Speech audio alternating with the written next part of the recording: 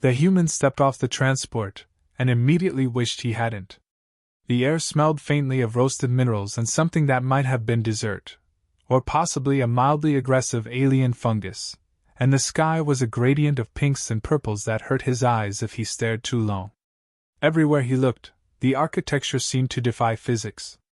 Towers curved impossibly, floating walkways drifted above pools of shimmering liquid, and enormous statues of creatures that looked like a cross between cats and jellyfish gazed down at him with unnervingly expressive faces. He adjusted his translator collar and muttered, "Okay, maybe just a normal diplomatic visit. Keep it professional. Don't get into intergalactic trouble." He hadn't even made it 5 steps before a sudden fanfare erupted, a chorus of alien horns, clicking noises, and a sound like a chorus of frogs attempting opera. From the crowd emerged a figure radiant enough to make him forget how to breathe, Princess Lyra, first of the royal sisters, in a gown that shimmered like liquid starlight and apparently changed color every time she moved. She smiled at him, and the air seemed to vibrate in a way that suggested she had either mind control powers or very aggressive pheromones. He opted for mind control powers, because the alternative was terrifying. Before he could even nod hello, she leaned forward, placed his hand in hers, and said something in melodious tones that his translator garbled into. "You will marry me, immediately." His eyes nearly popped out of his head. "Wait. I can't. I'm human. I don't even know your name. I haven't signed anything. But before he could finish, 5 other figures swept around her. 4 taller, older, and no less radiant sisters appeared, each with expressions that ranged from predatory curiosity to gleeful mischief. "You will marry all of us," one said, the translator giving the words an extra dramatic flourish. "It is the law. It is tradition. It is the best way to ensure intergalactic harmony." The human blinked. "Wait. All 4? You mean, like, simultaneously? That's illegal in like 3 countries back home." The sisters ignored him. Seraphine, the first sister, gave him a sharp look that suggested she had already mapped out the precise ways she could torment him for failing at human etiquette. Viola, holding a tray of steaming, suspiciously wriggling alien pastries, wagged a finger at him and winked as though she knew some inside joke he definitely didn't. Thyra, the fitness fanatic, cracked her knuckles and gestured toward a nearby course of floating platforms and slime pits. Elara, the prankster, grinned and flicked something that turned into a small, harmless, but very smelly, cloud around his feet. He tried to back away. Every step seemed pre-planned by gravity itself to be impossible. A small hovering drone buzzed around him, recording, transmitting, and broadcasting his panic to the entire planet, and likely several dozen nearby star systems. The human swallowed hard.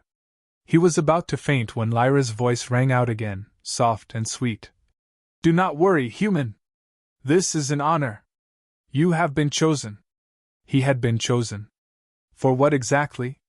Survival, maybe? Chosen sounded ominous when paired with 4 alien sisters who were clearly auditioning him for a multi-sister engagement he didn't even understand. He glanced around, considering running. He even plotted a hasty escape, imagining himself vaulting over the floating pools, but Seraphine immediately intercepted him with an elegant yet terrifyingly strong grab, holding him in place like he was a particularly confused earthling cat. Viola shoved one of her pastries into his hands. "Taste it. If you survive, you will win my approval," she said, eyes glinting.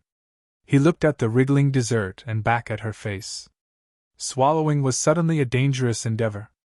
Thyra hovered at his other side, arms crossed, waiting for him to attempt something athletic. Elara, never one to sit idly by, flicked tiny objects at him that exploded into harmless sparks but made him dance like a fool. And Lyra just smiled, radiant and impossible, and whispered, "Just try. You'll do fine. I believe in you." He did not feel fine. Not even remotely. But he nodded weakly, trying to keep some semblance of dignity. He lifted the wriggling pastry to his mouth, and immediately realized that chewing was going to be a full-contact sport. The thing squirmed, wriggled, and, miraculously, flashed colors when he bit down. He gagged, spat it into a nearby fountain that instantly dissolved it, and tried not to faint in front of a live intergalactic audience. "This is just the beginning," Lyra said, her tone almost amused. "Tonight you begin the ceremony of harmonious hands. You will demonstrate your worthiness. Each sister will test you. All eyes are upon you." He wanted to scream. He wanted to run. But gravity had other plans. And somewhere, deep inside, a tiny part of him was curious. He had survived worse back on Earth, hadn't he? Maybe? The sisters began to circle him like predators who wore silk and smelled faintly of exotic fruit. Seraphine's gaze was sharp, calculating his every move. Viola winked, already plotting culinary sabotage. Thyra bounced on her toes, ready to shove him into a pit, and Elara simply laughed and flicked another harmless but inconveniently sticky projectile at him. He realized, with the clarity of someone who has made very poor life choices, that he was completely trapped. Not by force, but by tradition, laws, and the combined willpower of 5 extremely determined alien women, and one dazzlingly confident princess in particular. "Welcome to Zytheria," Lyra whispered softly, brushing a lock of glowing hair from her face. "Human, your adventure begins now." The human barely had time to collect his thoughts before he was whisked onto a platform that floated impossibly above a shimmering lake of lavender liquid. All around him, cameras hovered like impatient dragonflies, broadcasting his every move to a galaxy-wide audience that had already begun voting in real time. Lyra gave him a reassuring smile that might have been charming if the situation weren't so utterly terrifying. 4 pairs of eyes, 5 actually if you counted hers, studied him like he was some delicate dessert meant to be judged, poked, and occasionally eaten. The first trial was introduced with dramatic fanfare, the ceremony of harmonious hands, which, according to the translator, involved physical coordination, ritual gestures, and what seemed to be a very suggestive dance. He gulped. His earthly sense of rhythm was non-existent, and his coordination had always leaned closer to catastrophic than competent. He looked at Lyra, who winked, gesturing elegantly for him to start.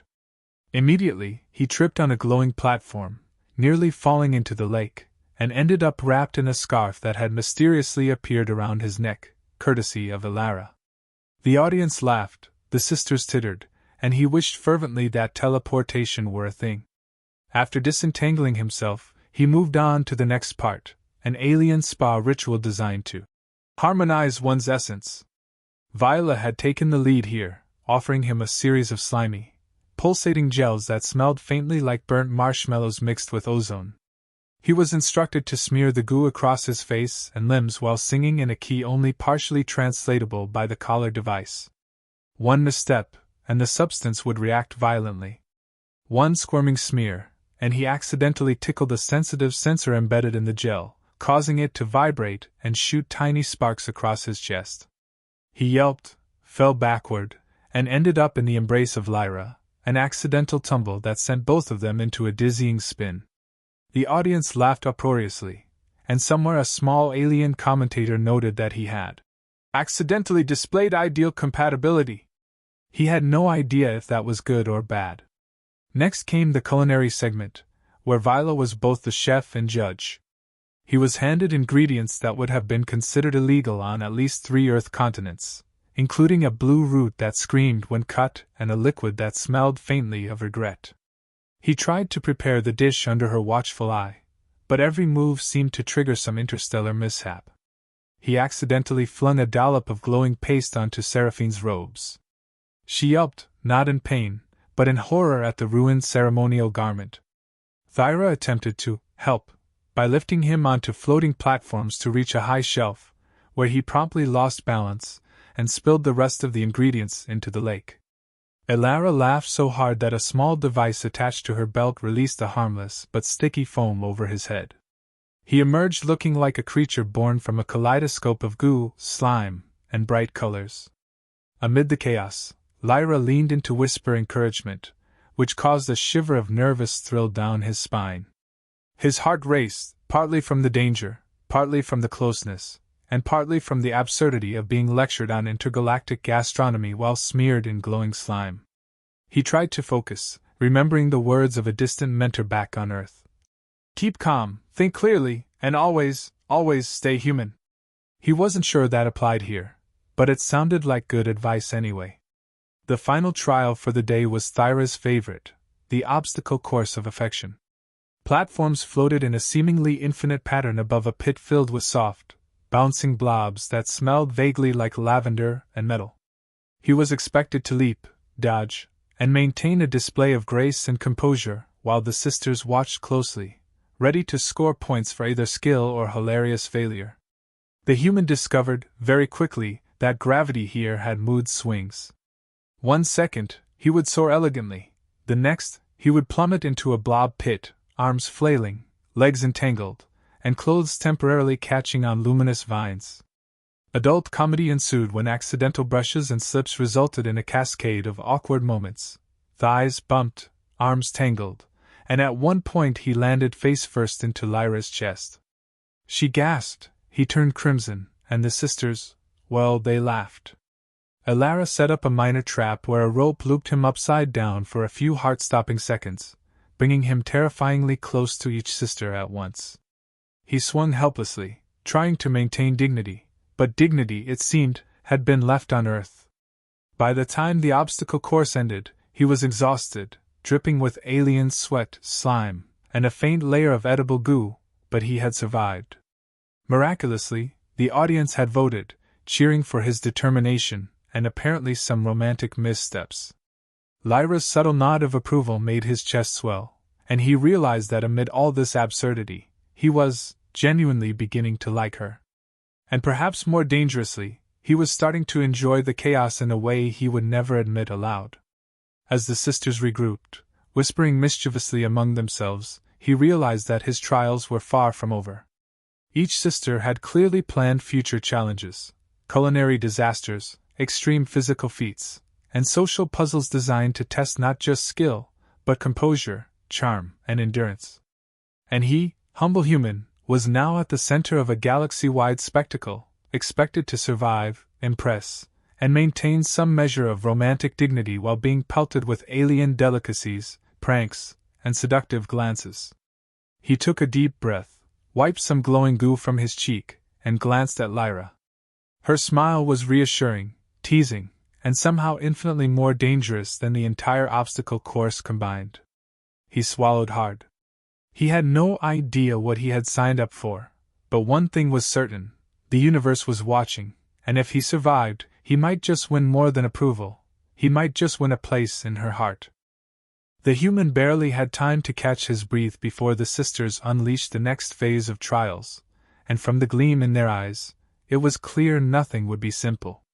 Seraphine had already drawn a complex diagram in the air, glowing lines forming a maze of challenges, each designed to test intellect, patience, and composure simultaneously. "You will navigate this," she said with a tone that suggested failure would be both embarrassing and permanently televised. "And you will do so while maintaining charm and grace." He stared at the diagram and nearly fainted. Grace was optional on Earth. Here, apparently, it was mandatory, along with not tripping over gravity itself. The trial began with a minor, but deceptively cruel, romantic waterfall challenge. He was led to a platform suspended above a cascading waterfall of shimmering liquid that smelled faintly of peaches, ozone, and panic. The sisters hovered at strategic positions. Lyra stood closest, a reassuring smile on her face that made his knees go weak, while the others circulated like predators in designer gowns, ready to exploit every human weakness. He stepped forward carefully, feet sliding on the slick platform, and instantly wished he'd stayed home in his apartment watching Earth TV. One misstep, and he would plunge into the waterfall. Or worse, land in the middle of a synchronized dance ritual that required precise hand placement and suggestive postures. It did not go well. The first slip sent him flailing into Lyra's arms in a tangle of limbs that left both of them dizzy and slightly flushed. The audience erupted in laughter and applause, and somewhere an alien commentator exclaimed that he had demonstrated ideal panic compatibility. He had no idea what that meant, but it did not feel like a compliment. Meanwhile, Elara flicked a small device that released harmless sticky ribbons, tangling around his torso and further complicating his delicate situation. He tried to extricate himself gracefully, only to bump into Viola, who had set up a culinary trap with floating, squirming fruits that burst when touched. He screamed, spun, and accidentally kissed the edge of a particularly enthusiastic fruit before it splattered across his chest. By this point, the sisters were openly competing to sabotage him, each using their unique talents to ensure maximum humiliation. Seraphine issued complicated instructions mid-trial, forcing him to recite alien poetry while balancing on a floating plank.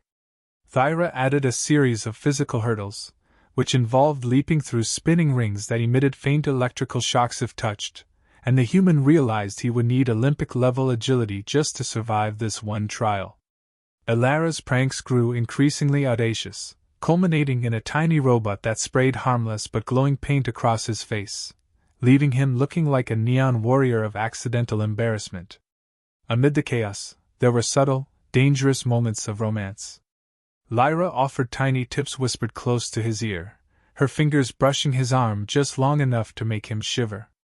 Each accidental contact caused him to blush and stumble in new, creative ways.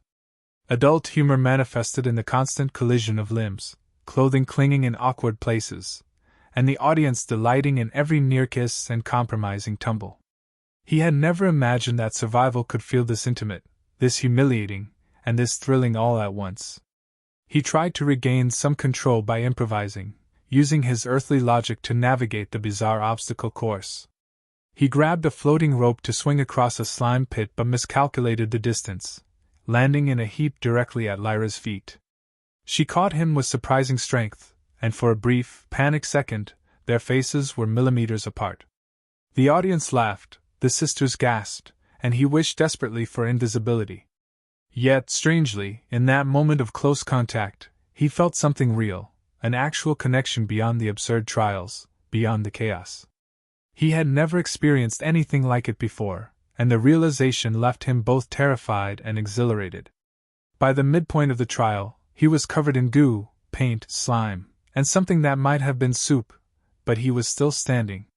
Miraculously, he had managed to avoid the most humiliating traps, earning grudging approval from some sisters and, more importantly, a soft, approving smile from Lyra. Yet there was no time to celebrate. The sisters had designed this trial to escalate, combining culinary, physical, and romantic obstacles into one relentless gauntlet. Each failure was scored, each awkward stumble broadcasted, and the audience voting in real time created a pressure he had never experienced on Earth. He was flung through one final obstacle, a series of spinning platforms with strategically placed alien plants that made suggestive noises whenever touched. His balance faltered, sending him sliding directly toward Lyra again. She caught him instinctively, and this time, he couldn't help but notice how close they were, the warmth of her body and the intoxicating scent of her hair making his head spin. He realized with both horror and excitement that he was genuinely falling for her, despite, or perhaps because of, the absurdity of the trials. As the trial ended, he collapsed onto a safe platform, drenched, exhausted, and glowing faintly from residual alien substances. The sisters regrouped, whispering conspiratorially, clearly plotting the next stage of chaos. Seraphine's gaze was calculating, Viola's eyes sparkled with mischief, Thyra's stance screamed anticipation of physical punishment, and Elara simply grinned. Lyra leaned over, brushing a glowing strand of hair from his face and whispering, "You're doing well, human. Keep going." He wanted to collapse from sheer exhaustion, but he knew there was no rest. Each sister had their own trials in mind, each designed to test him, humiliate him, and somehow make him fall in love. He looked down at his slime-covered hands, his chest still pounding from the near kisses and awkward embraces, and realized that he was beginning to care deeply, for Lyra, for this ridiculous challenge, and even, reluctantly, for the sisters' chaotic affection. Survival was important, yes, but so was keeping his dignity intact.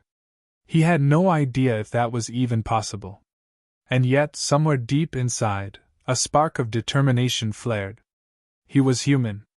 Fragile, awkward, incompetent in the face of alien absurdity, but adaptable, clever, and stubborn. Somehow, he would survive. Somehow, he would navigate the trials, win the hearts of the sisters, or at least avoid permanent humiliation, and maybe, just maybe, emerge victorious in a galaxy-wide spectacle that had already begun to rewrite the meaning of adventure. The human barely had time to recover from the previous trials before the sisters announced the ultimate challenge. It was called, with dramatic flair, the ultimate trial of hearts and humiliation, which sounded like a threat rather than an opportunity. The stage was a sprawling, multi-level platform suspended in midair, decorated with glowing vines, floating fountains, and mechanical contraptions designed for maximum comedic chaos. He stared at it and realized with a sinking feeling that surviving this would require agility, wit, diplomacy, and probably a small miracle. Lyra's hand brushed his arm in reassurance, and he felt both terrified and inexplicably emboldened. Somehow, he had to prove his worth, not just as a groom, but as a human capable of surviving absurd alien trials while managing 5 fiercely competitive sisters. The first part of the trial was an extreme obstacle course designed by Thyra. Platforms spun wildly, slime pits awaited, and swinging vines demanded more coordination than he thought a human could possibly possess. He leapt, slipped, and flailed, narrowly avoiding humiliation at every turn. At one point, he landed directly in front of Lyra, who steadied him with a laugh, and their faces were so close he could feel her breath. The audience erupted in laughter and applause, and he realized that, despite the chaos, these moments were unexpectedly intimate.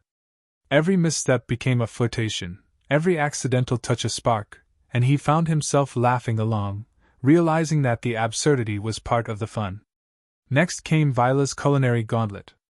Ingredients floated around on levitating trays, some harmless, others less so. He had to prepare a perfect alien feast while navigating the obstacle course. Every misstep released squirming vegetables, splashing sauces, or glowing pastes that adhered to him in increasingly compromising ways. One particularly enthusiastic fruit exploded on his chest, and he stumbled backward into Seraphine, causing both of them to slide down a lubricated ramp, limbs tangled, and his face inches from Lyra's again. Adult humor mingled with chaos as he scrambled to recover, simultaneously trying to maintain dignity, complete the dish, and avoid total exposure to both the sisters and a galaxy-wide broadcast. Alara's pranks escalated, of course. Tiny robots sprayed harmless, but sticky, fluorescent paint, platforms tipped unexpectedly, and a floating net caught him mid-leap, suspending him awkwardly while his limbs dangled in all directions. He twisted, turned, and cursed under his breath, realizing he was part acrobat, part chef, and part unwilling romantic prop. Yet, somehow, every mishap endeared him more to Lyra, who was laughing and cheering him on, occasionally reaching out to untangle him or whisper encouragements that made his chest pound. By the final stage, the sisters had combined all their skills into a single, chaotic finale. He had to navigate the obstacle course, complete the culinary challenge, dodge pranks, and participate in a ritualistic dance of hearts, where he had to display charm, grace, and a careful understanding of alien courtship gestures. He stumbled, tripped, and blushed in ways that would have been mortifying on Earth, yet here, it was celebrated. Each sister contributed uniquely, Seraphine with impossible strategic instructions, Vila with culinary hazards, Thyra with physical obstacles, and Alara with inventive pranks. The audience roared with delight at his every misstep, voting furiously in real time. Amid the chaos, Lyra remained a constant. Her subtle guidance, whispered instructions, and occasional physical support created fleeting moments of connection. At one point, he accidentally landed chest to chest with her while trying to recover from a spinning platform, and the moment stretched just long enough for both to realize something beyond admiration had begun to spark. Adult tension, romantic chemistry, and comedy collided in a dizzying mix that left him both flustered and exhilarated. Finally, by sheer determination, human ingenuity, and a small amount of dumb luck, he completed the trial. He stood panting, soaked, covered in goo, paint, and exotic spices, while the sisters regarded him with a mixture of exasperation, grudging respect, and playful affection. Lyra stepped forward, brushing a glowing strand of hair from his face and smiling, soft and victorious. "You have proven yourself human. Not just in skill, but in spirit," she said, and for the first time, he felt genuinely proud. The sisters, after dramatic deliberation, came to a consensus.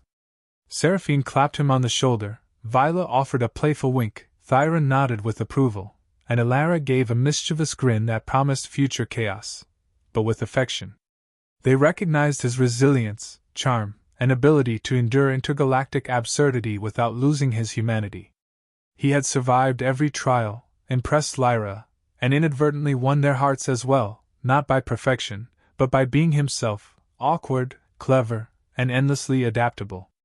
As the galaxy-wide broadcast ended, the human collapsed onto a floating bench, exhausted but exhilarated. The sisters gathered around him, each displaying a combination of teasing affection and possessive pride. Lyra leaned in, resting her hand on his arm, eyes twinkling. "You've done more than survive," she whispered. "You've shown what it means to be human." The words struck him, not because they were flattering, but because they were true. He had endured chaos, absurdity, and 5 extraordinary alien women, and he had emerged stronger, more confident, and somehow more charming than he had ever imagined. He looked at the sisters, all 5 of them, and laughed. "I don't even know how to thank you," he said, voice rasping from exhaustion. "But I think I might, like this place. And you, all of you. Somehow."